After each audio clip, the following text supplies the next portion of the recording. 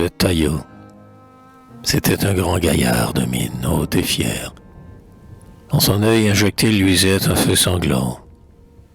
On vantait ses exploits, son audace guerrière.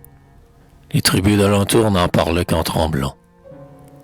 Sa peau disparaissait sous un bleu tatouage, arabesque fantasque aux plis capricieux, dont chaque trait parlait d'un acte de courage, ou d'un ennemi mort sous son bras glorieux.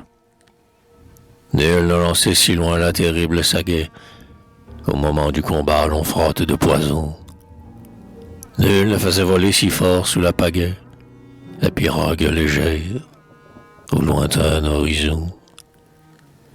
Ajoutons qu'il était seigneur de haut lignage, cousin et favori du roi de la tribu, un vieux gradin perclus, sinistre, anthropophage, de lèpre, tout de vie, de meurtre, fourbé. Il était mon taillot. J'avais pris l'habitude de l'amener courir avec moi dans les bois.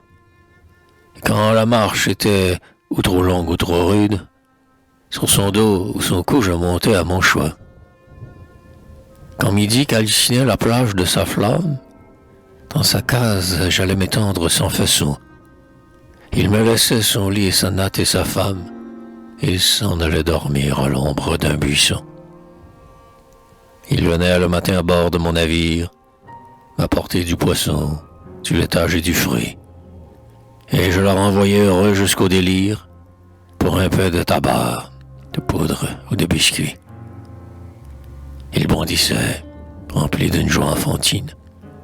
Quand nos clairons sonnaient le fauve branle-bas, il buvait mon alcool et ma térébenthine. Il avait le gosier de fer comme les bras. Il n'avait peur de rien, excepté des fantômes, qui par les nuits sont lunaires sous les palmiers, et du vent de minuit qui grince sur les chaumes, ainsi qu'un frôlement d'esprits ou de sorciers. Il me fallut partir pour une île prochaine. C'était pour secourir un vaisseau naufragé.